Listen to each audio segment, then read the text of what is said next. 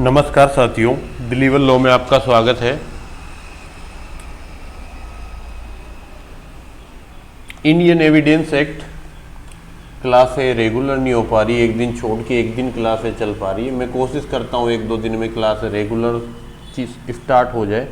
थोड़ी समस्या चल रही है, कोशिश है मेरी तरफ से रेगुलरिटी मेंटेन करने की। थोड़ा सा सब्र बना कर रखें, चीज़ें पॉजिटिव होती चली जाएंगे, अपने आप चीज़ें कंटिन्यू हो जाएंगी। एक बार किसी चीज़ को स्टार्ट करते हो तो शुरू में दिक्कत आती है और एक बार वो फ्लो में आ जाती है, फिर चीज़ें कंटिन्यू होने लग जाती है। ठीक है, हम साबित को पढ़ रहे थे। साबित का अर्थ क्या होता है? देखो, हम किसी चीज़ को साबित कब मानते हैं? जब कोई तथ्य साबित हुआ। कब कहा जाता है? जब न्यायालय अपने समक्ष के सभी विषयों पर, उस सभी विषयों में कोई एविडेंस हो सकता है, डॉक्यूमेंट्री हो, ओरल एविडेंस हो या अदर कोई मैटर हो, तो कोई तथ्य साबित हुआ कहा जाता है जब न्यायालय अपने समक्ष के सभी विषयों पर विचार करने के पश्चात, सभी चीज़ों पर विचार करने के पश्चात या तो यह विश्वास करे कि उस तथ्य का अस्तित्व है। जो बात मैंने कोर्ट के सामने कही है उस पर विचार करने के बाद न्यायालय को जो डिसाइड करना है, जिस तथ्य को न्यायालय को डिसाइड करना है, न्यायालय जिस तथ्य को डिसाइड करते हैं उसको कहते हैं विवादक तथ्य। विवादक तथ्य किसी वाद या कार्यवाही में जिस विषय वस्तु पर विवाद है। जैसे, क्या ए ने बी का मर्डर किया? क्या ए ने बी को मारा? अब क्या मारने का आशय था? क्या मारा? क्या अचानक प्रकोपन के अधीन मारा? ऐसे कहीं विवादक तथ्य बनते हैं, तो वो विवादक तथ्य पर कोर्ट लेता है एविडेंस। और कोर्ट जब एविडेंस लेता है तो उस एविडेंस के आधार पर विवादक तथ्य के अस्तित्व अनस्तित्व का फैसला करता है कि यह विवादक तथ्य सही है या गलत है। जैसे, क्या ए ने बी को मारा? ये तथ्य था कोर्ट के सामने, एविडेंस आया कि हाँ ए ने मारा था, ए के हाथ में तलवार थी, तलवार से बी को मार दिया। और ये बी ने दे दिया जो अभियोजन पक्ष था। ए एक आके सबूत देता है, मैं उस दिन लाहौर था और ये मर्डर हुआ था कलकत्ता में। कलकत्ता से लाहौर की दूरी इतनी है कि मैं 7-8 घंटे बिना आ नहीं सकता। तो जिस समय मर्डर हुआ उस समय मैं लाहौर में था। ये सीसीटीवी फुटेज पकड़ो, ये होटल का बिल पकड़ो और यहाँ पर मैंने होटल पे साइन किए थे, ये मेरे हस्ताक्षर भी मैच करवा लो। सीसीटीवी फुटेज आ गई, ये सारे सबूत बहुत डॉक्यूमेंट्री एविडेंस होता है। इलेक्ट्रॉनिक एविडेंस डॉक्यूमेंट्री एविडेंस होता है। ठीक है, आपने सीसीटीवी फुटेज जैसे ही पेश किए, इसका मतलब आप वहाँ प्रेजेंट थे, आपने होटल में पैसे जमा कराए, उसकी रसीद आप दे रहे हो कि इस होटल में रुका हूँ, मेरे नाम से कमरा बुक था। और तीसरा, आपने वहाँ साइन किया है जहाँ वह आपके साइन से मैच कर रहा है। तो ये सारी चीज़ें जो पहला का एविडेंस आया था कि इसने प्रेजेंस में दिया था, उससे एडवर्स है बिल्कुल। अब न्यायालय क्या करेगा? डॉक्यूमेंट्री एविडेंस और मौखिक एविडेंस, या तो मौखिक वाला झूठ बोल रहा है या डॉक्यूमेंट्री वाला झूठ बोल रहा है। और सीसीटीवी फुटेज में किसी भी चीज को आप वर्चुअल ला नहीं सकते। मौखिक वाला तो किसी भी कह देगा, हम 4 लोग मिलकर कह दें कि इसी ने मारा था, तो क्या इसके आधार पर हो जाएगा? एक्चुअल में मौखिक एविडेंस में जो झूठ बोला जाता है वो क्रॉस एग्जामिनेशन में निकल कर आ जाता है। तो यहां न्यायालय क्या करेगा? न्यायालय के सामने एक तथ्य है कि कोई तथ्य साबित हुआ। कब कहा जाता है? जब न्यायालय अपने समक्ष के सभी विषयों पर विचार करने के पश्चात या तो ये विश्वास करता है कि उस तथ्य का अस्तित्व है, या तो ये मानता है कि ए ने बी को मारा था, या उसके अस्तित्व को इतना अधिक संभाव्य समझे, या ये मानता है कि मैक्सिमम पॉसिबिलिटी यही है कि ए ने ही बी को मारा होगा, क्योंकि बाकी और तो कोई था ही नहीं वहां पर जिस जगह पर घटना घटी। या रात को जंगल में ए के जाने का सबूत है, शाम को जाते देखा और जंगल में मर्डर हुआ, जंगल में रात को 2 बजे ए के अलावा कोई गया नहीं था, तो ए ने ही बी को मारा होगा। ऐसी कोई परिस्थितियां हो सकती है। तो न्यायालय क्या करेगा? अपने समक्ष के सभी एविडेंस पर विचार करने के बाद या तो यह विश्वास करे कि जो विवादक तथ्य न्यायालय के सामने है उसका अस्तित्व है, या फिर उसके अस्तित्व को इतना प्रोबेबल माने। अधिसंभाव्य का मतलब प्रोबेबल। हम किसी चीज को मानते, अरे मैं मान ही नहीं सकता ये व्यक्ति फेल हो जाए, मानते हैं हम। कई बार कोई टॉपर होता है कि अरे नहीं, हो ही नहीं सकता ये व्यक्ति फेल हो जाए, मैं मान ही नहीं सकता इस पेपर में मेरे 5 नंबर ना आए, 10 नंबर का कोई पेपर है। तो जब हम किसी फैक्ट को इतना प्रोबेबली मानते हैं कि उस विशिष्ट मामले की परिस्थितियों में किसी प्रज्ञावान व्यक्ति, जिसकी नॉर्मल बुद्धि काम करती है, उसको प्रज्ञावान व्यक्ति कहा जाता है। तो कोई भी प्रज्ञावान व्यक्ति को इस अनुमान पर कार्य करना चाहिए कि उस तथ्य का अस्तित्व है, कि अगर वो फैक्ट हम सामने रखते कि क्या मोहित ने रवि को मारा, ऐसा कोई फैक्ट होता कोर्ट के सामने, और हम ये सबूत जो पेश करते कि मोहित उस दिन कह भी रहा था कि मैं आज रवि को मारूंगा क्योंकि रवि ने मुझे सुबह नाश्ता नहीं दिया, और इसके लिए मोहित ने एक डंडा भी तैयार कर रखा था कि मैं तो आज रवि को पीटूंगा ही पीटूंगा, और इन सब चीजों के बाद एक सबूत देता है, कोई भी लड़का गौरव खड़ा होकर सबूत देता है कि हाँ मेरे सामने मोहित ने रवि को मारा, ऐसा कोई फैक्ट हो सकता है। तो अब ये सारे एविडेंस आप किसी के सामने रखोगे तो हर व्यक्ति यही कहेगा कि हाँ जितना ये एविडेंस हमारे सामने, उसके आधार पर ये चीज तय है कि मोहित ने रवि को पीटा होगा। तो कोई भी प्रज्ञावान व्यक्ति ना केवल न्यायालय उस अस्तित्व के विश्वास करे, पर उस विशिष्ट मामले की परिस्थितियों को अगर किसी भी व्यक्ति के सामने, जो प्रज्ञावान व्यक्ति है, प्रूडेंस पर्सन बोला जाता है इंग्लिश में, उसके सामने ये रख दिया जाए तो इस अनुमान पर वो कार्य करेगा कि उस तथ्य का अस्तित्व है। देखो बहुत इजी लैंग्वेज है, आप याद करोगे। कोई तथ्य साबित हुआ कहा जाता है जब न्यायालय अपने समक्ष के किसी विषय पर विचार करने के पश्चात या तो यह विचार करे कि उस तथ्य का, या तो यह विश्वास करे कि उस तथ्य का अस्तित्व है, या उसके अस्तित्व को इतना प्रोबेबल माने कि उस विशिष्ट मामले में कोई भी सामान्य प्रज्ञावान व्यक्ति है वो इस अनुमान पर कार्य करता है कि उस तथ्य का अस्तित्व है। ये होता है साबित। इंग्लिश में क्या बोलते हैं साबित को? प्रूव्ड। ठीक है।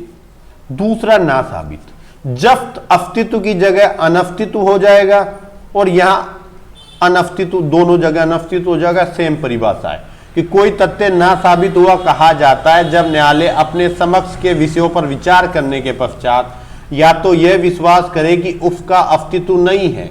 जैसे प्लियो पेलिबी में बता रहा था कि मोहित ने रवि को मारा जयपुर के अंदर, और अब मोहित साबित कर दे कि उस दिन तो मैं अमेरिका था और ये मेरा अमेरिका का सीसीटीवी फुटेज लो, इस होटल में मैं रुका था, यहाँ मैंने पिज्जा खाया था, इस होटल में मैं बैठा था, वो सारे सबूत आ जाए तो न्यायालय उस सीसीटीवी फुटेज, वो बिल जिस होटल में रुका, जहां पर इसने साइन किए, उन सबको देखने के पश्चात ये मानेगा कि मोहित तो यहाँ नहीं था जहां पर जयपुर में मर्डर हुआ, और ये मर्डर किसी और व्यक्ति ने ही किया है, मोहित पर झूठा आरोप लगाया जा रहा है। तो कोई तथ्य ना साबित हुआ कहा जाता जब न्यायालय अपने समक्ष के सभी विषयों पर विचार करने के पश्चात या तो उस तथ्य के अस्तित्व, या तो यह विश्वास करे कि उस तथ्य का अस्तित्व नहीं है, या उसके अनअस्तित्व को इतना अधिसंभाव्य माने। अनअस्तित्व मतलब नॉन एग्जिस्टेंस, नॉन एग्जिस्टेंस को इतना प्रोबेबल माने कि उस विशिष्ट मामले की परिस्थितियों में किसी प्रज्ञावान व्यक्ति को इस अनुमान पर कार्य करना चाहिए कि उस तथ्य का अस्तित्व नहीं है। दोनों परिभाषाएं वेरी वेरी इंपॉर्टेंट है, और आप ये मान के चलो कि मेंस के अकॉर्डिंग या तो साबित ना साबित को पूछा जाएगा या उपधारणा करेगा निश्चयक सबूत, इन दोनों में से एक अल्टरनेट आएगा। ये अल्टरनेट का मतलब या तो ये आएगा या ये आएगा। मेंस का क्वेश्चन है, वेरी वेरी इंपॉर्टेंट लगा कि इसको लर्न कर लेना। इसके साथ कुछ एडिशनल ऐड करना, उस पर मैं अभी चर्चा कर लूंगा। ठीक है। मेंस के क्वेश्चन जो आप कहते हो कमेंट करके, मेंस के क्वेश्चन भी साथ साथ बताते चलो। देखो मेंस के क्वेश्चन डायरेक्ट लैंग्वेज ही होगा, वो पूछेगा डायरेक्ट कि उपधारणा कर सकेगा, उपधारणा करेगा, निश्चयक सबूत को परिभाषित करो। तो ये मेंस का क्वेश्चन हो गया, मैं बता रहा हूं आपको कि यहां से मेंस का क्वेश्चन आएगा। बाकी आप टेस्ट पेपर लगाओगे तो वहां आपको कॉम्प्रिहेंसिव टेस्ट देंगे इस बार, ऑब्जेक्टिव प्लस सब्जेक्टिव दोनों का, तो उनको देखने के पश्चात आप चीजों को समझ जाओगे। ठीक है। तो साबित ना साबित हो गया। एक केस लिखना है यहां पर, केस का नाम है नूपुर तलवार, बहुत फेमस केस है, आपने सुना होगा, नूपुर तलवार वर्सेस सीबीआई।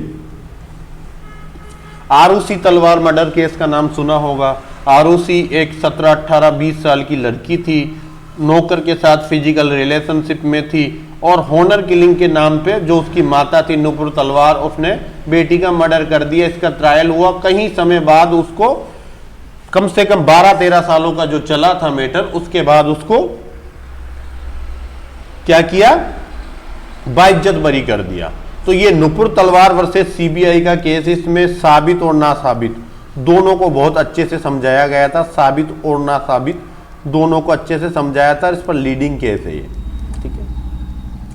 तीसरा फैक्ट, कोई बात साबित नहीं हुआ कि कोई फैक्ट था जो न्यायालय के सामने, ठीक है, कोई फैक्ट था न्यायालय के सामने जो ना तो साबित हुआ ना साबित हुआ। जैसे एक जंगल के अंदर ए ने बी को मारा, ठीक है, यह आरोप लगा, पुलिस ने इन्वेस्टिगेशन किया, कोई ऐसा सबूत नहीं मिल पा रहा कि ए ने बी को मारा, तो साबित नहीं हुआ ए ने बी को मारा।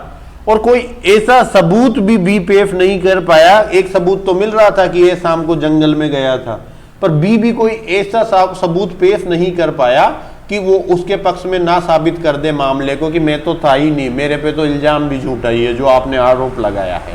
तो कोई फैक्ट ना तो प्रोसिक्यूशन साबित कर पाता है, ना ही डिफेंस साबित कर पाता है खुद के पक्ष में, तो उस फैक्ट को कहा जाता है कि वो साबित नहीं हुआ, ठीक है।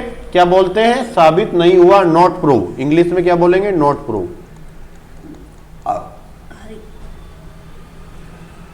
कोई तथ्य साबित नहीं हुआ कहा जाता है जब न तो वो साबित हुआ हो और न ही न साबित हुआ हो, तो साबित नहीं हुआ, ठीक है, क्लियर है, कोई इशू नहीं होना चाहिए। अब भारत से पूरा भारत का राज्य क्षेत्र अभिप्रेत है। जम्मू कश्मीर का मामला आपको पता ही है, अभी कल ही 5 अगस्त को 5 साल हुए हैं उस तारीख को जब जम्मू कश्मीर को का बिल पेश किया था, 5 अगस्त 2019 को पेश किया था। पर हमारे ये काम की डेट नहीं है, हमारे काम की डेट है 31 अक्टूबर 2019। इस तारीख को क्या हुआ था, 31 अक्टूबर 2019 को ये जम्मू कश्मीर पे लागू नहीं होते सारू कानून, वो सारी चीजें हट गई और भारत के अंदर जो भी कानून थे सब जम्मू कश्मीर पर लागू होने लगे। तो ये चीजें क्लियर है। अब ये कह रहा है कि पद है, प्रमाणकर्ता अधिकारी है, इलेक्ट्रॉनिक चिन्हक है, इलेक्ट्रॉनिक चिन्हक प्रमाण पत्र, ये सारी डेफिनेशनें हैं, इनको आप आईटी एक्ट अधिनियम 2000, इंफॉर्मेशन टेक्नोलॉजी एक्ट 2000 से इनके परिभाषाएं लेनी है। जो जो पद यहाँ नीचे बता रखे हैं, हमारे ना तो ऑब्जेक्टिव के काम के ना मेंस के काम के। कभी कभी पूछ लेते हैं कि कोई ऐसे शब्द जो एविडेंस में नहीं डिफाइन किए पर एविडेंस में उपयोग में लिए गए हैं, तो ऐसे शब्दों को कहां से लिया जाएगा, इसको बोला जाता है पैरामेटेरिया। पैरामेटेरिया क्लोज बोलते हैं, ठीक है। पैरामेटेरिया का मतलब कि समकक्ष विधि से कोई शब्द उठा सकते हैं जिसको यहां डिफाइन नहीं किया। तो यहां आईटी एक्ट से इन शब्दों के अर्थ हमें लेने हैं। इंग्लिश देख लेते हैं, फिर बाद में बात करते हैं हिंदी पे। Proved, a fact is said to be prove when, एक fact to be said, a fact is said to be prove when after consider the matter before it, court के सामने जो भी मैटर है उसको कंसीडर करने के बाद, the court either believe, court या तो बिलीव करता है, either believe it is it to exist, कि वो एग्जिस्ट करता है, या और कंसीडर, आइदर के साथ क्या है कि believe it to be exist और consider it its existence so probable that a prudence man ought under the circumstances of the particular case to act upon a supposition that it exists। तो क्या कह रहा है, a fact is said to be prove after considering during the matter before it, the court either believe it to exist or considers its existence so probable that a prudence man ought under the circumstances of the particular case to act upon the supposition that it exists। या तो उसको exist को पर believe कर लेगा कोई person, या उस प्रॉपर पर्सन में उसके एग्जिस्टेंस को प्रोबेबल मानेगा कोई भी प्रूडेंस मैन जो उसकी सर्कमस्टांसेस, पर्टिकुलर केस की जो भी सर्कमस्टांसेस है उसको देखने के बाद उस फैक्ट के एग्जिस्ट को सपोज करें। ठीक है, clear. Disprove, what is disprove? A fact is said to be disprove when after consider the matter before it the court either believe that it does not exist.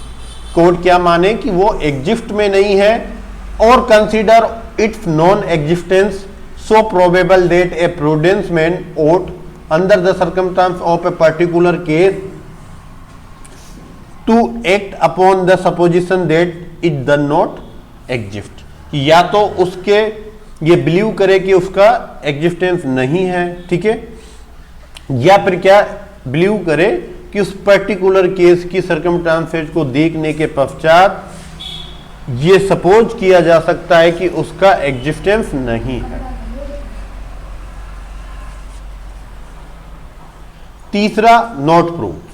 A fact is said not to be prove when it is neither prove not disprove. कि ना तो कोई fact prove किया गया ना ही disprove किया गया, तो a fact is said to be not prove.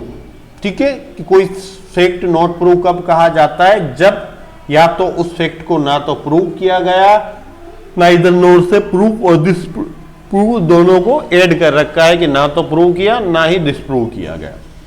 India means all territory of India excluding Jammu Kashmir repealing from 31 अक्टूबर 2019। ठीक है, the expression certified authority, electronic signature certificate, electronic form, electronic records, information secure, electronic records secure, digital signature subscriber shall have the meaning respectively assigned from the IT Act 2000। ठीक है, साबित ना साबित पढ़ लिया। अब आपको कोई दिक्कत नहीं आएगी जब आप पढ़ोगे उपधारणा कर सकेगा, उपधारणा करेगा, कंक्लूसिव प्रूफ, क्योंकि वहां क्या करेगा, दो चीजें चेक करेगा। पहले कि क्या साबित मान रहे हो, नहीं मान रहे हो, और दूसरा क्या इस पर एविडेंस लिया जाना चाहिए, एविडेंस लेना अलाउ करेगा या एविडेंस लेने से भी मना कर देगा। ठीक है, तीन चीजें। उपधारणा कर सकेगा का क्या मतलब होगा? जहां कहीं इस अधिनियम द्वारा यह उपबंधित है, जहां कहीं भी इस अधिनियम में लिखा हुआ है कि न्यायालय किसी तथ्य की उपधारणा करेगा, कहां कहां लिखा हुआ है आप पढ़ोगे। सेक्शन 86 उपधारणा कर सकेगा की बात कर रहा हूं मैं, कहां कहां उपधारणा कर सकेगा लिखा हुआ है। सेक्शन 86 में, 87 में, 88 में, 88A में, 90 में,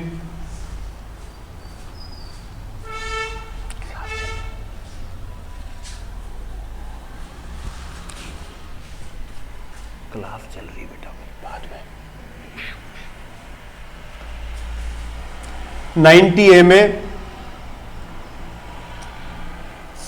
उसके बाद आप 113A देखना, वहां पर है सुसाइड की प्रिजम्पशन की बात करता है। 114 में कुछ फैक्टों के प्रिजम्पशन की बात करता है। ठीक है, तो ये सभी जगहों पे आपको उपधारणा कर सकेगा मैं प्रिज्यूम देखने को मिलेगा। ठीक है,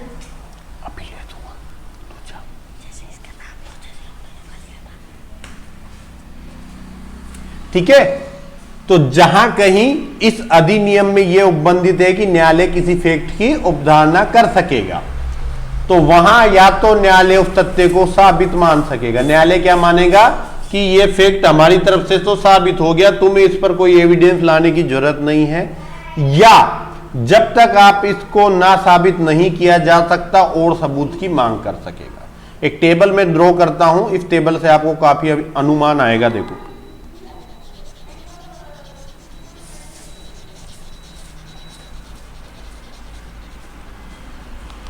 तीन चीज चलेगी, में मतलब कर सकेगा, उपधारणा कर सकेगा। दूसरी सेल मतलब करेगा, उपधारणा करेगा। और तीसरा कंक्लूसिव प्रूफ मतलब निश्चायक सबूत। पहली बात मानेगा कि साबित मानना है नहीं मानना। दूसरा,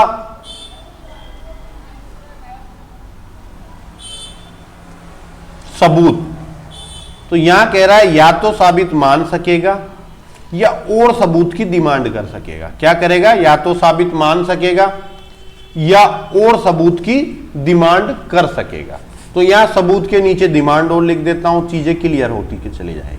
तो अगर मैं कहूं कि कोई न्यायालय किसी फैक्ट की उपधारणा कर सकेगा, तो आप सीधा सा कि जहां कहीं इस अधिनियम में यह लिखा हुआ है कि न्यायालय किसी तथ्य की उपधारणा कर सकेगा, वहां न्यायालय के पास दो विकल्प है। या तो उस तथ्य को साबित हुआ मान सकेगा, कि या तो न्यायालय मान लेगा कि मेरी तरफ से यह फैक्ट साबित हो गया है, या न्यायालय कह देगा कि मैं मान तो रहा हूं 70% मुझे विश्वास ये फैक्ट साबित हो गया, पर थोड़ा सा एक एविडेंस और दे दो तो मैं 100% विश्वास कर लूं कि ये तथ्य साबित है। तो या तो न्यायालय उस तथ्य को साबित मान सकेगा या फिर क्या करेगा, उसके लिए और सबूत की डिमांड कर सकेगा कि थोड़ा सा एविडेंस और दे दो इस मैटर पे। तो या तो न्यायालय उस तथ्य को साबित हुआ मान सकेगा या और सबूत की डिमांड कर सकेगा। ये क्या है? उपधारणा कर सकेगा। ठीक है, कहां कहां लिखा हुआ है? ये देखो, फैक्ट की उपधारणा होती है। ये जो उपधारणा कर सकेगा ये तथ्य की उपधारणा होती है, तथ्य की उपधारणा। और तथ्य की उपधारणा फिक्स नहीं होती। मैंने आपको कहा चंद्रमा है और चंद्रमा पर मानव जीवन है, आपने इस फैक्ट को सही मान लिया। कल को हमारा जो अनुसंधान केंद्र है, इसरो है, वो कह देता है चंद्रमा पे कोई अस्तित्व नहीं है। अब आप क्या करोगे? इसका कोई अस्तित्व नहीं है। फिर मैं तीसरे दिन कह देता हूं कि नहीं नहीं, चंद्रमा पे आदमी तो नहीं है, पानी है। फिर आप मान लोगे कि हाँ कह रहे हैं, ये व्यक्ति कह रहा है तो होगा। चौथे दिन इसरो कह देता पानी नहीं है, नहीं। तो फैक्ट की प्रिजम्पशन बदलती रहती है, लॉ की प्रिजम्पशन नहीं बदलती। लॉ की प्रिजम्पशन फिक्स होती है लगभग। लॉ की प्रिजम्पशन का मतलब ये होता है कि जैसे मैं कहूं कि एप्पल के पेड़ से एप्पल टूटने के बाद नीचे गिरता है, ये क्या है? साइंस की प्रिजम्पशन है। क्यों गिरता है? गुरुत्वाकर्षण बल के कारण। अब मैं कहूं कि एप्पल के पेड़ से एप्पल टूटने के बाद ऊपर जाता है, आप कहोगे नहीं नहीं नहीं, ये तो गलत बात है, क्योंकि लॉ की प्रिजम्पशन लगभग सेट रहती है। तो ये क्या है? उपधारणा कर सकेगा, तथ्य की उपधारणा है। और तथ्य की उपधारणा नेचुरल रूप में होती है, इसका आप खंडन कर सकते हो। तथ्य की उपधारणा के लिए क्या होती है? तथ्य की उपधारणा क्या होती है? प्राकृतिक होती है। इसका आप खंडन कर सकते हो, मतलब खंडनीय उपधारणा होती है, खंडन कर सकते हो इसका। और इसमें साक्ष्य देना एलाउ होता है, अनुज्ञेय होता है या अनुमित होता है साक्ष्य देना। यहां लिख दूं, साक्ष्य देना एलाउ होता है, साक्ष्य देना एलाउ होता है। ये आप कहीं भी लिख लो, इसके साथ में आपको पता रख जाएगा। ठीक है, कि ये क्या होता है? उपधारणा कर सकेगा, तथ्य की उपधारणा होती है, ये प्राकृतिक उपधारणा होती है। इसका खंडन किया जा सकता है। और यहां साक्ष्य देना कोर्ट एलाउ करता है। कोर्ट खुद साक्ष्य मांग लेता है या फिर आप सबूत की डिमांड कर लेगा कोर्ट की, या तो मैं इसको साबित मान रहा हूं या और एविडेंस फेस कर दो। ये एक उपधारणा कर सकेगा मे प्रिज्यूम का कंसेप्ट है। दूसरा कंसेप्ट का क्या होगा? Cell presume. सेल प्रिज्यूम कहां कहां आएगा? पहले सेक्शन पे चर्चा करता हूं। 79 से लेकर 85 तक के सेक्शन में सेल प्रिज्यूम शब्द उपयोग में लिया जाएगा। उसके अलावा आप 85C देखना, वहां इलेक्ट्रॉनिक सर्टिफिकेट प्रमाण पत्र के लिए 105 में यह माना जाता है कि अभियुक्त किसी भी अपवाद के अंतर्गत नहीं आता। कोर्ट प्रिजम्पशन करके चलता है कि अभियुक्त ने कोई अपराध किया है तो आईपीसी के जनरल एक्सेप्शन में नहीं आता। आईपीसी के जनरल एक्सेप्शन 76 से लेकर 106 तक चलता है। तो न्यायालय मान के चलता है कि अभियुक्त का मामला अपवादों के अंतर्गत नहीं आता, ये प्रिजम्पशन करके चलता है। तो ये 105 में प्रिजम्पशन है। उसके अलावा आप 111A की प्रिजम्पशन देखना, 89 की एक प्रिजम्पशन और होगी, 113B की प्रिजम्पशन है, डोवरी देत की प्रिजम्पशन 113B। उसके अलावा 114A, ये सारी प्रिजम्पशन क्या है? सेल प्रिज्यूम की प्रिजम्पशन है। क्या है ये? Self presume. मैं अभी टेबल पे बाद में चर्चा करूंगा जो ऊपर बनाई थी, पहले एक बार हम पढ़ लेते हैं इसको। तो जहां कहीं ये इस अधिनियम में यह निर्दिष्ट किया गया है, ये लिखा गया है कि न्यायालय किसी तथ्य की उपधारणा करेगा, तो या तो न्यायालय उस तथ्य को साबित मानेगा। यहां क्या कह रहा है? साबित मान सकेगा। मतलब आप ये मान सकोगे कि चंबल पे पानी है। अब क्योंकि इसरो ने कह दिया कि चंबल क्या, चंद्रमा पर पानी है। अगर इसरो ने कह दिया कि चंद्रमा पे पानी है तो आप साबित मान के ही चलोगे अपनी तरफ से कि चंद्रमा पर पानी होगा ही होगा। ठीक है। दो चीजें, जैसे अभी मैं कहता हूं कि हो सकता है नया सिलेबस, नया आईपीसी की लॉ आ जाए, तो आप मान सकोगे कि कह रहे हैं सर, विश्वास करें इनकी मैक्सिमम बातें ठीक निकली है, एक मेंस के एग्जाम की डेट को छोड़ दिया जाए तो अभी तक सभी बातें, तो विश्वास किया जा सकता है अभी ये इंसान झूठा नहीं हुआ है। ठीक है। आप क्या करोगे? साबित मान सकोगे। दूसरा फैक्ट निकल के आता है कि कल को सरकार भी कह दे कि न्यू लॉ ही आएंगे, अब आपको डबल सबूत हो गए। मैंने कहा, सरकार ने कहा, दोनों को मिला के कि ये व्यक्ति भी वही कह रहा है, सरकार भी यही कह रही है, मतलब आप क्या मानोगे? साबित मानोगे। आप प्रिजम्पशन करोगे कि न्यू लॉ आएंगे, हालांकि न्यू लॉ नहीं आ रहे हैं। कल विधानसभा में भी ऐसा कोई मैटर उठा था, मुझे किसी व्यक्ति ने बताया और सरकार से कहा था कि आप न्यू लॉ क्यों नहीं पूछ रहे पीओ में। शाम को मिनिस्टर, सरकार के मिनिस्टर ने जवाब दिया कि क्योंकि ये वैकेंसी पहले की है, ओल्ड लॉ समय चल रहे थे, हमने उसके अकॉर्डिंग ही दिया है, तो वो सारी चीज़ें प्रस्तुत कर दी है। आप जब तक सिलेबस ऑफिशियल चेंज नहीं हो जाता ओल्ड लॉ ही पढ़े, और संभावना है कि ओल्ड लॉ से ही एग्जाम होगा, मैक्सिमम संभावना यही है। तो क्या करेगा न्यायालय? जहां कहीं इस अधिनियम में, इंडियन एविडेंस एक्ट, इस अधिनियम का मतलब इंडियन एविडेंस एक्ट में यह लिखा है कि न्यायालय किसी तथ्य की उपधारणा करेगा, वहां न्यायालय से तथ्य को साबित मानेगा जब तक कि आप उसको ना साबित नहीं कर देते। न्यायालय तो मान लेगा कि हमारी तरफ से तो ये बात ही हुई थी, अब तुम्हें लगता है कि ऐसा नहीं हुआ तो सबूत लाकर दे दो। कहां है? जैसे एक प्रिजम्पशन में बताता हूं आपको कि अगर आपने कोर्ट की किसी जजमेंट की कॉपी लाके सामने रख दी किसी के, चलो कोर्ट की भी छोड़ो, 10वीं की मार्कशीट लाके आपने मेरे सामने रख दी कि सर ये व्यक्ति की उम्र 25 साल है। ठीक है। क्या रखी आपने मेरे सामने लाके? एक 10th की मार्कशीट रख दी, और 10th की मार्कशीट में जो डेट ऑफ बर्थ लिखी हुई है उसके आधार पे आपने कहा कि सर इसकी उम्र 25 साल है। अब 10वीं की मार्कशीट पर्याप्त सबूत है, मैं क्या करूंगा? उसकी प्रिजम्पशन करूंगा कि ये व्यक्ति 25 साल का ही होगा।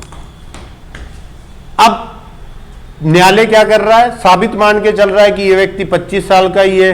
अब उसको ना साबित करने के प्रयोजन से आप कोई एविडेंस ला सकते हो। एविडेंस क्या हो सकता है? कि सर देखो, इसका जब ये जन्म हुआ था, और इसका जन्म हुआ था एसएमएस हॉस्पिटल में, और एसएमएस हॉस्पिटल की ये डिस्चार्ज टिकट है, डिस्चार्ज टिकट है। इस तारीख को इसकी मां को 12 तारीख से लेके 18 तारीख तक रखा, 18 तारीख को डिस्चार्ज हुआ, ये डिस्चार्ज टिकट है, 12 को एडमिट हुई, 18 को, इस बीच में ए नामक बच्चा, क्या नाम है बच्चे का? कैलाश नामक बच्चे का जन्म हुआ। ठीक है। कैलाश नामक बच्चे का जन्म हुआ। तो ये क्या हो गया कि जो 25 साल की प्रिजम्पशन थी 10th की मार्कशीट की, उसको खारिज करने के लिए आप ऐसा एविडेंस लेके आए जिसको वेटेज देना पड़ेगा। क्यों देना पड़ेगा? कि उपरोक्त तारीख को कैलाश की माताजी भर्ती हुई थी और 6 दिन तक अस्पताल में रही, और कैलाश के जन्म के बाद उनको डिस्चार्ज कर दिया गया। तो ये सबूत क्या है कि जब तक आप ना साबित करने के प्रयोजन से कोई सबूत नहीं दे देते, तब तक कोर्ट 10th की मार्कशीट पर विश्वास करके ये मानेगा कि वो व्यक्ति 25 साल का था। अब आप ऐसा सबूत ले आए हो, ये डिस्चार्ज टिकट, जो आपकी प्रिजम्पशन को रिबट कर रहा है कि नहीं 25 का नहीं है, ये व्यक्ति तो 28 साल का होना चाहिए। तो कोई भी ऐसा सबूत जो न्यायालय की तरफ से, जो जिस तथ्य को न्यायालय साबित मान के चल रहा है, उसको साबित वाले तथ्य को ना साबित करने के लिए आपको एविडेंस देकर उस प्रिजम्पशन को रिबट करा सकते हो, वो तथ्य क्या कहलाएगा? ना साबित करने के प्रयोजन से पेश किया गया तथ्य कहलाएगा। तो क्या करेगा न्यायालय? उपधारणा कर सकेगा, ठीक है, सॉरी उपधारणा करेगा। तो मैं प्रिज्यूम, सेल प्रिज्यूम दोनों कंसेप्ट क्लियर हैं। अब निश्चायक सबूत। निश्चायक सबूत क्या होता है? पहले तो आप किस सेक्शन में निश्चायक सबूत देखोगे? सेक्शन 41, सेक्शन 112, सेक्शन 113, साथ में आईपीसी का सेक्शन 82, जहां लिखा हुआ है 7 वर्ष से कम उम्र के बच्चे अपराध करने के लिए अक्षम होते हैं। वहां चाहे 7 वर्ष से कम उम्र का बच्चा अच्छी तरह समझता था, कुछ जानता था, आपने उसको कहा बेटा ये जहर वाली खीर ले जा, तेरे पापा के सामने रख दे, या ये जो दुश्मन बेटा है तेरे पापा का हत्यारा इसके सामने रख दे और मार, वो उसको मार दे, और बच्चे ने ले जाके रख दी, कुछ भी किया हो। यहां शुद्ध कह दिया विधि ने कि 7 साल से कम उम्र का बच्चा अपराध करने के लिए अक्षम होता है, चाहे उसका कितना भी इंटेंशन रहा हो, चाहे उसको कितना भी नॉलेज रहा हो, न्यायालय यह मान के चलेगा कि उसने कोई अपराध नहीं किया है, ठीक है। तो अब इसको पढ़ते हैं।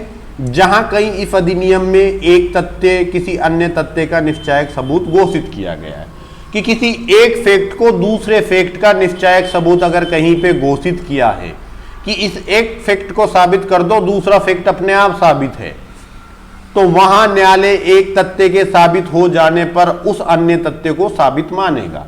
जैसे इस इंडियन एविडेंस एक्ट की सेक्शन 112 पर आपको लेके जाता हूं।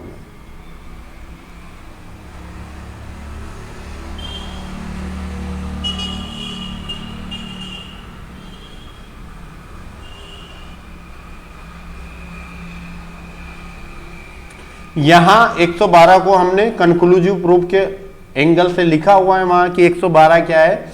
यहां कह रहे हैं कि जहां किसी व्यक्ति का जन्म, किसी व्यक्ति का जन्म कब हुआ है? उस व्यक्ति की माता और किसी पुरुष के बीच विधि मान्य विवाह हुआ था, लीगली मैरिज होते हुए, मैरिज के कायम रहते हुए हुआ हो, या दोनों का डाइवोर्स होने के बाद उसकी माता के अविवाहित रहते हुए 280 दिन के अंदर हुआ है, या तो मैरिज वाले टाइम के अंदर हुआ है, या दोनों का डाइवोर्स होने के बाद भी उस माता के अविवाहित रहते हुए 280 दिन के अंदर हुआ है, तो इस बात का निश्चायक सबूत होगा कि जिस व्यक्ति के साथ वो विवाहित थी वह उस व्यक्ति का वो पुत्र है, वो धर्मज पुत्र है, जो पैदा हुआ पुत्र है उस व्यक्ति का धर्मज पुत्र है। एक ही है कि आप ये साबित कर सकते हो इसमें कि उन पक्षकारों की परस्पर एक दूसरे तक पहुंच ही नहीं थी जब वो गर्भाधान किया जा सकता था।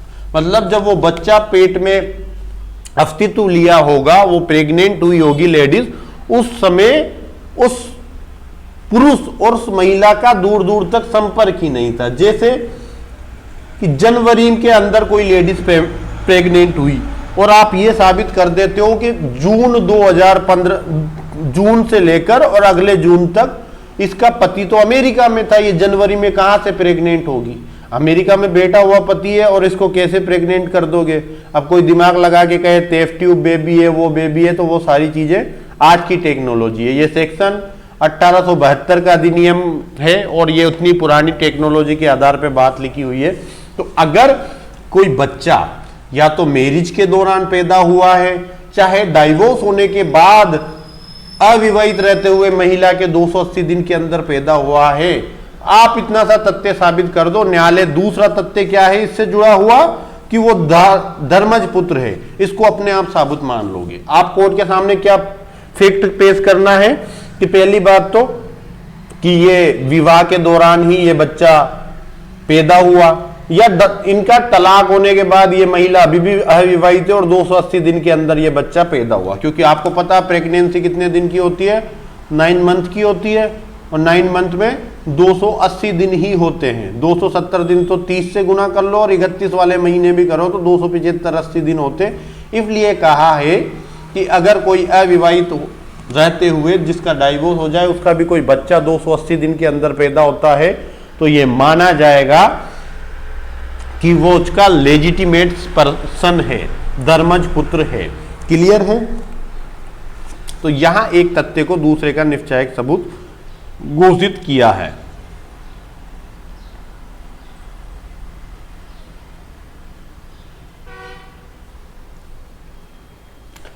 अब कुछ जनरल कंक्लूजन, ये देखो इसके बारे में लिख लो कि ये विधि की अखंडनीय धारणा है। यहां अगर एक बार न्यायालय ने ये के सामने आपने ये फैक्ट प्रूव कर दिया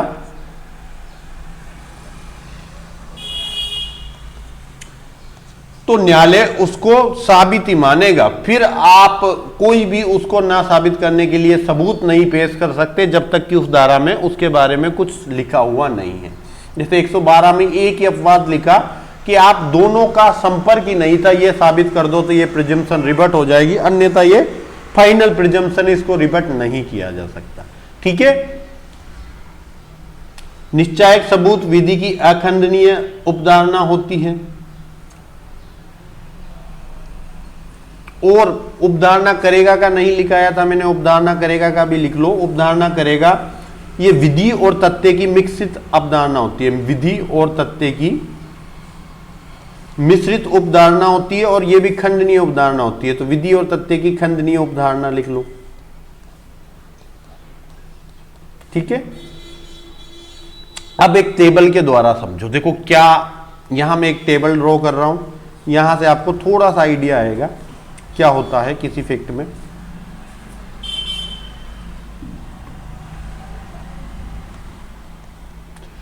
कि न्यायालय यहां साबित मान सकेगा, यहां क्या लिखेंगे, साबित मान सकेगा,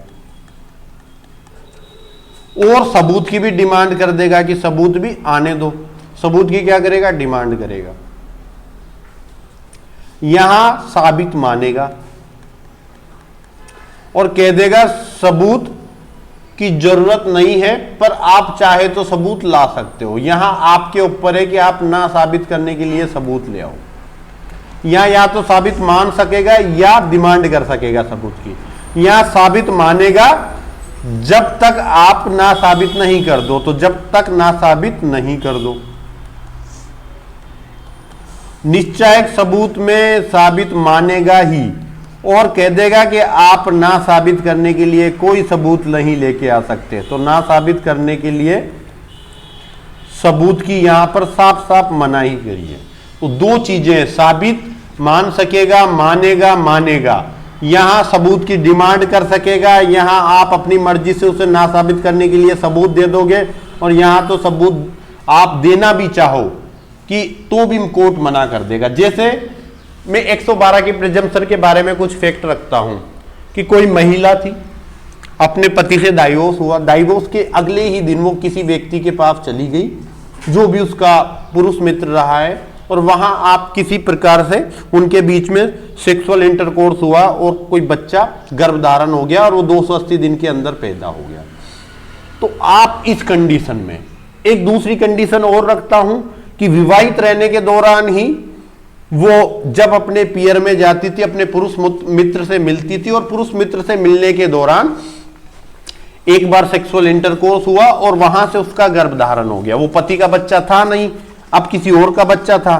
पर अगर विवाहित रहने के दौरान हुआ है, आपके पास पूरे सबूत है, आप कहो तो कहे सर इसका डीएनए करा के देखना, इस बच्चे का डीएनए कराओ, पति से नहीं मिलेगा, इसके पुरुष मित्र से मिलेगा, जिसको हम बॉयफ्रेंड कहते हैं।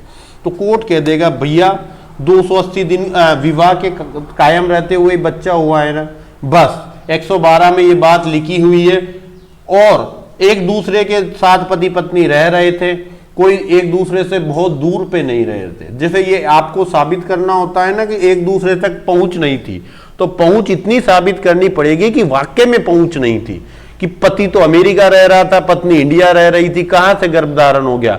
पूरे जो जिस महीने में प्रेग्नेंट हुई उससे 4 महीने पहले, उससे 4 महीने बाद, और उस महीने में पति तो इंडिया आया ही नहीं।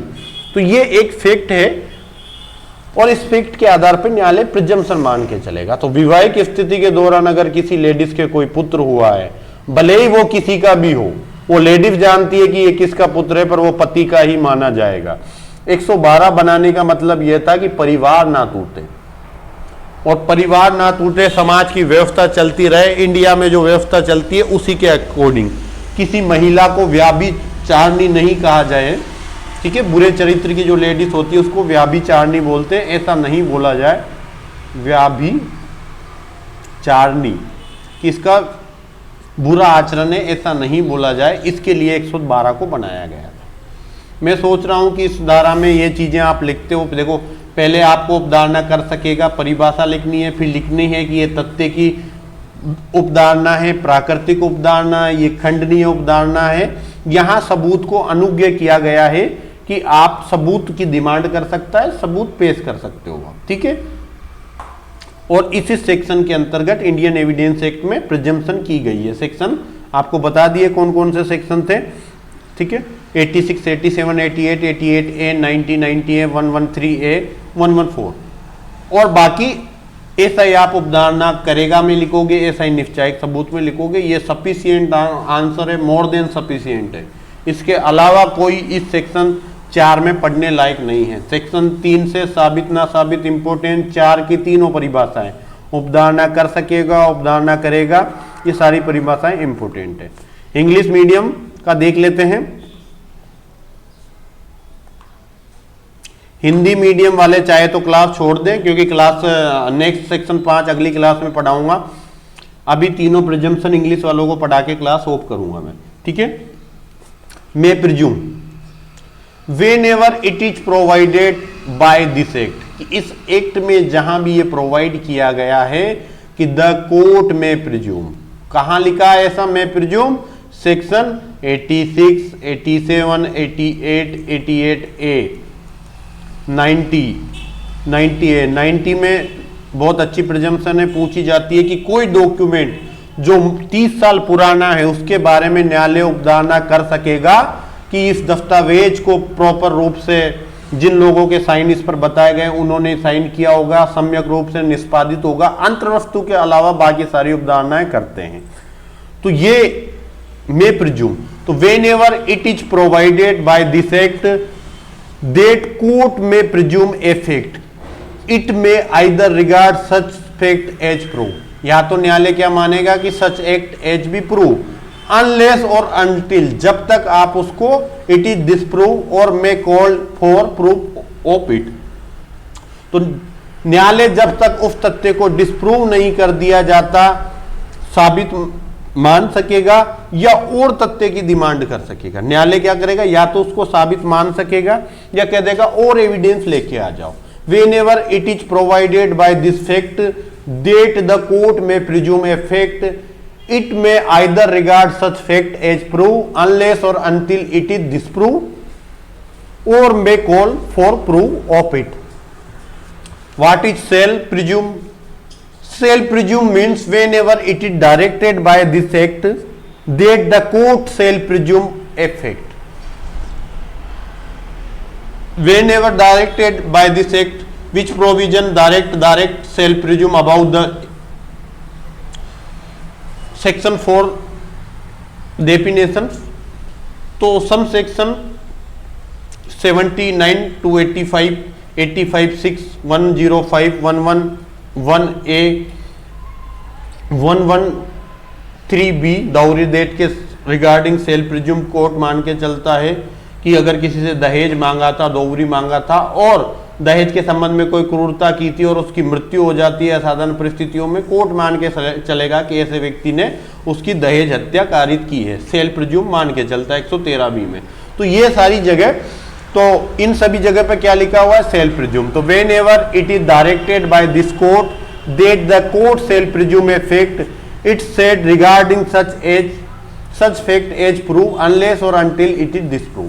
तो कोर्ट खुद की तरफ से उस फैक्ट को प्रूव मान के चलेगा जब तक आप उसको डिसप्रूव करने के लिए कोई फैक्ट कोर्ट के सामने लाके नहीं रख देते। जैसे अब आप एक फैक्ट लाके कोर्ट ने मान लिया कि आपने किसी महिला को दहेज की डिमांड की थी, दहेज की डिमांड के लिए उस महिला के साथ क्रूरता की थी, क्रूरता की थी और उसकी महिला की मृत्यु असाधारण परिस्थितियों में हुई है, तो न्यायालय क्या मान के चलेगा कि ऐसे व्यक्ति ने जिसने क्रूरता की थी उसने उसकी दहेज मृत्यु कारित की है, दोहरी डेथ कारित की है। अब इसमें क्या सबूत आप पेश कर सकते हो रिबट करने के लिए, कोर्ट तो मान के चलेगा आपने दहेज मृत्यु कारित की है। आप कह सकते हो कि सर ये मेडिकल रिपोर्ट है, इस महिला को हार्ट अटैक आया था और ये हार्ट अटैक से मरी है, इट्स नॉट एबनॉर्मल डेट, ये हार्ट अटैक से मरी है।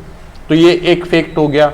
दूसरा फैक्ट कि पिछले 6 महीने में आप इनकी माता से पूछो, पिछले 6 महीने में कोई भी दहेज की डिमांड हमने की है क्या?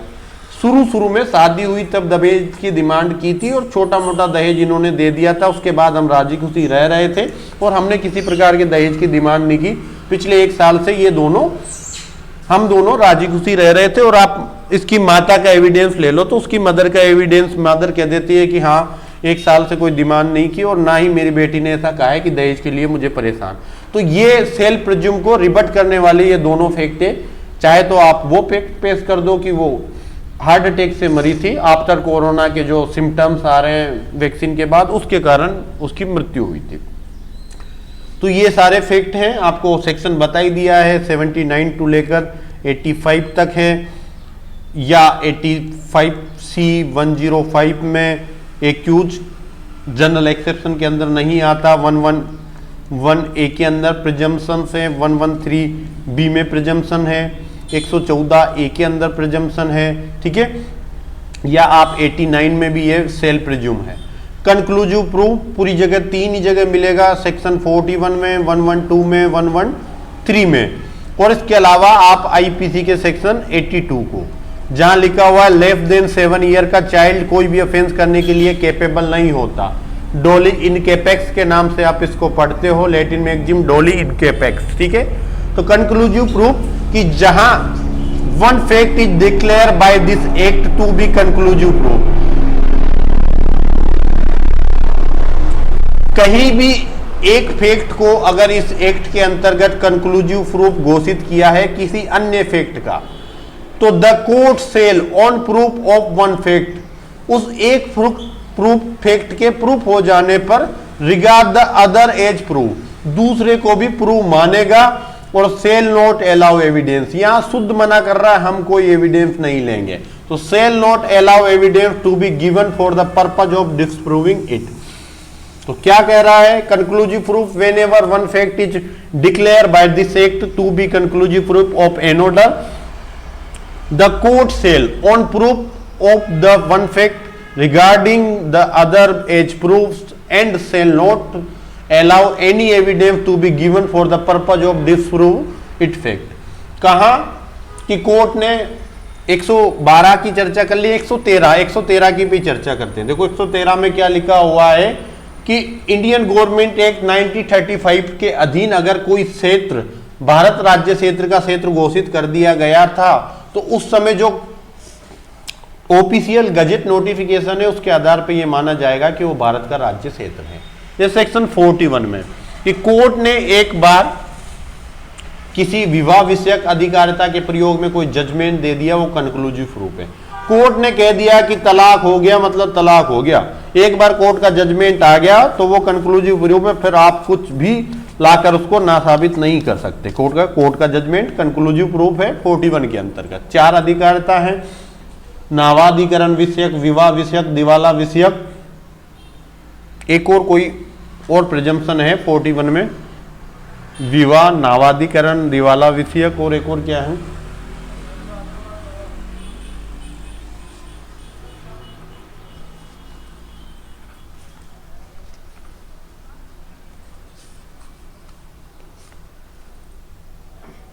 प्रोबेट विषयक। प्रोबेट जानते हो आप, जब किसी विल को न्यायालय में साबित मान लिया जाता है तो वो प्रोबेट का रूप धारण कर लेती है। जब किसी विल को कोर्ट साबित मान लेता है और अपने कोर्ट के किसी डॉक्यूमेंट पर उसको लिख कर दे देता है कि ये विल में कहा था, इसको हमने साबित मान लिया है, जो साबित हो जाता है वो बातें प्रोबेट के अंदर आ जाती है। तो जो डॉक्यूमेंट, एक ऐसी विल जिसको कोर्ट में साबित कर दिया और जो डॉक्यूमेंट उस विल को साबित करने के रूप में कोर्ट ने अपने जजमेंट के रूप में निकाला है, उसको प्रोबेट बोला जाता है। तो प्रोबेट विषयक, दिवाला विषयक, विवाह विषयक, नावाधिकरण विषयक, इन चारों के अधिकारिता में, ज्यूरिडिक्शन में कोई जजमेंट आया है तो उसको कंक्लूसिव प्रूफ माना जाता है। क्लियर है? ये लॉ की अनरिबिटेबल प्रिजम्पशन है। क्या है? लॉ की अनरिबिटेबल प्रिजम्पशन। ये लॉ की प्रिजम्पशन है, ये फैक्ट की प्रिजम्पशन है, ठीक है। ये फैक्ट की प्रिजम्पशन होगी, ये लॉ की प्रिजम्पशन होगी, और ये लॉ की अनरिबेटेबल प्रिजम्पशन होगी। क्लियर है? प्रिजम्पशन बहुत बड़ा रोल अदा करेगी और इसको ठीक से पढ़ना। क्वेश्चन जरूर आएगा, या तो प्रूव डिस्प्रूव का आएगा या प्रिजम्पशन का आएगा।